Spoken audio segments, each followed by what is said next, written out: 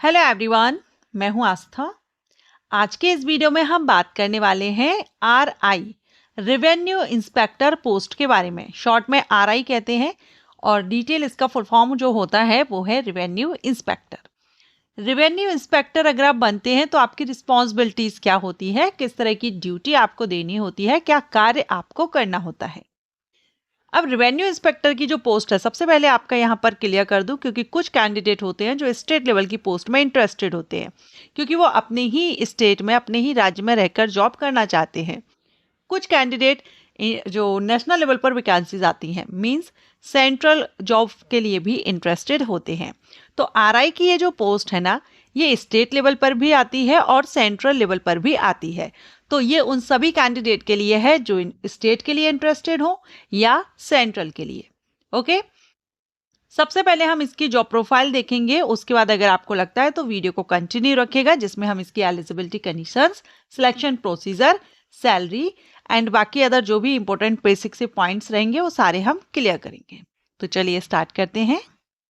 Revenue inspector की post या RI की पोस्ट ग्रुप बी के अंतर्गत आती है, लेकिन हो सकता है कि आपको ये अदर किसी स्टेट में ग्रुप सी में भी देखने को मिले।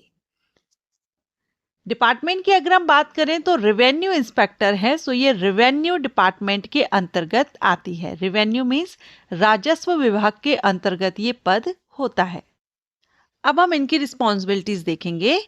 तो तहसील, आपने जो तहसील होते हैं, तहसील या मंडलों में भूमि के रिकॉर्ड, इनका जो मेन जो वर्क होता है ना, जो कार्य होता है वो तहसील पे, या इनका जो कार्य क्षेत्र होता है वहां पर भूमि से संबंधित जितना भी रिस्पॉन्सिबिलिटी या जो प्रशासनिक या शासनिक जो भी रूल्स होंगे ना, उनको देखना होता है। जैसे कि भूमि के रिकॉर्ड का रख रखाव या फसलों का सत्यापन, भूमि स्वामित्व जो विवाद होते हैं भूमि बंटवारे को लेकर के, उनका फैसला करना, या पटवारी जो कार्य करते हैं उन कार्यों की, पटवारी के कार्यों की निगरानी करना, क्योंकि ये निरीक्षक हैं, इंस्पेक्टर हैं, सो निगरानी करना, एंड तहसीलदार के मार्गदर्शन में इनको कार्य करना होता है।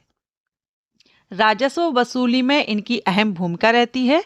किसानों या भूस्वामी जो होते हैं, जो भूमि के मालिक हैं, या उनसे भूमि राजस्व कर कलेक्ट करना, या जो भी बकाया राशि है वो कलेक्ट करना।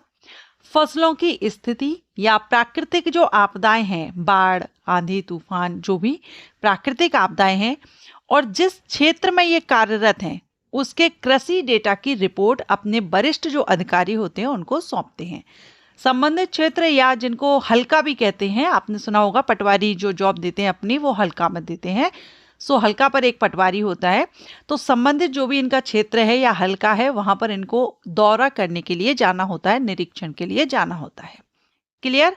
सो रेवेन्यू इंस्पेक्टर का क्या वर्क होता है, क्या रिस्पॉन्सिबिलिटी है, स्टेट लेवल पर हम बात कर रहे हैं, तो आपको इस तरह की ड्यूटीज अपनी देनी होगी।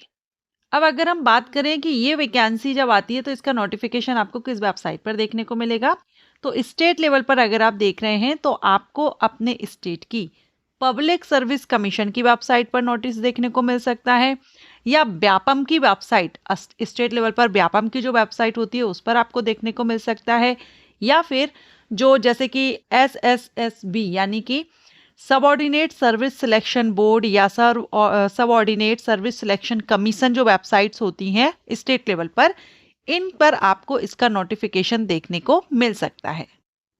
अब हम बात करेंगे एलिजिबिलिटी क्राइटेरिया की। तो रेवेन्यू इंस्पेक्टर बनने के लिए सबसे पहले क्वालिफिकेशन अगर हम देखें तो क्वालिफिकेशन इसमें होती है एनी ग्रेजुएशन। किसी भी सब्जेक्ट से आपने ग्रेजुएशन किया हुआ है तो आप रेवेन्यू इंस्पेक्टर पद के लिए एलिजिबल हो जाते हैं, आवेदन कर सकते हैं। फिर चाहे आप मेल हो या फीमेल, सभी कैंडिडेट एलिजिबल होते हैं। बात करेंगे एज लिमिट की। तो मिनिमम एज तो आपकी 20 या फिर 21 होती है, डिपेंड करेगा किस राज्य से नोटिस आया है। कहीं पर 20 होती है तो कहीं पर 21 ईयर होती है, क्योंकि ये ग्रेजुएशन लेवल की पोस्ट है। अपर एज लिमिट भी अलग अलग स्टेट में अलग अलग देखी गई है। कहीं पर अपर एज लिमिट 35 वर्ष होती है, कहीं 40 वर्ष होती है, और कहीं 42 वर्ष 42 ईयर होती है। ये जनरल कैंडिडेट के लिए है। रिजर्व कैंडिडेट के लिए आप जिस स्टेट से अप्लाई कर रहे हैं उस स्टेट के गवर्नमेंट रूल्स के अकॉर्डिंग एज में रिलैक्सेशन मिलता है। अब हम बात करेंगे सिलेक्शन प्रोसीजर की। तो सिलेक्शन प्रोसीजर आपका रिटन एग्जामिनेशन और स्किल टेस्ट या प्रैक्टिकल टेस्ट होता है। रिटन एग्जामिनेशन देखेंगे। मैथमेटिक्स से 20 क्वेश्चन पूछे जाते हैं 20 नंबर के, जनरल स्टडीज और इंग्लिश से भी 20-20 नंबर के। बाकी ये हम उड़ीसा स्टेट के नोटिफिकेशन के थ्रू जानकारी ले रहे हैं, इसलिए ओडिया लैंग्वेज दी गई है। आप जिस स्टेट से कवर करेंगे या जिस स्टेट के लिए आप अप्लाई करेंगे वहाँ की लोकल लैंग्वेज आपको आनी चाहिए, यानी उस लोकल लैंग्वेज का क्वेश्चन यहाँ पर आपके रहेंगे। जैसे अगर आप MP, UP, छत्तीसगढ़ से देते हैं तो हिंदी लैंग्वेज आपके लिए रहेगी। ठीक, बाकी कंप्यूटर और रीजनिंग टोटल 100 क्वेश्चन 100 मार्क्स के रहते हैं, जिसमें सबसे ज़्यादा मैथ, GS और इंग्लिश से पूछे जाते हैं।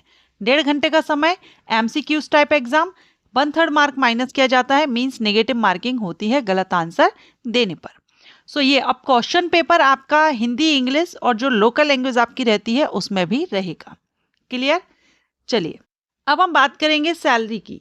तो सैलरी यहाँ पर, क्योंकि हम उड़ीसा स्टेट के नोटिफिकेशन को कवर की है जिसमें ग्रुप बी के अंतर्गत इस पद को रखा गया है, इसलिए इसमें आपकी सैलरी लेवल 9 से 35,400 बेसिक पे से 1,12,400 रहेगी। अब अभी हाल ही में उड़ीसा स्टेट से नोटिफिकेशन रिलीज हुआ है। जो भी कैंडिडेट आवेदन करना चाहते हैं, उड़ीसा स्टेट से बिलोंग करते हो, वो इसमें आवेदन कर सकते हैं। पहले इसके ऑनलाइन एप्लीकेशन 7 जनवरी से स्टार्ट हुए थे और 22 फरवरी तक चलने थे। उसके बाद इसको एक्सटेंड किया गया है और लास्ट डेट यहाँ पर 6 मार्च कर दी गई है। तो जो भी कैंडिडेट 22 फरवरी सोच रहे थे और अभी आपने अप्लाई नहीं किया है, तो ये वीडियो शेयर कीजिए ताकि जानकारी मिल सके कि एप्लीकेशन फिर से स्टार्ट हो चुके हैं। अच्छी पोस्ट है, बेहतरीन जॉब है। अगर आप आवेदन करना चाहें तो ऑनलाइन रजिस्ट्रेशन लिंक एक्टिव हो चुकी है, अप्लाई कर सकते हैं। आशा करती हूँ ये इन्फॉर्मेशन, ये जानकारी आपको अच्छी लगी हो, ये वीडियो आपको पसंद आया हो तो वीडियो को लाइक जरूर कीजिएगा। Thank you.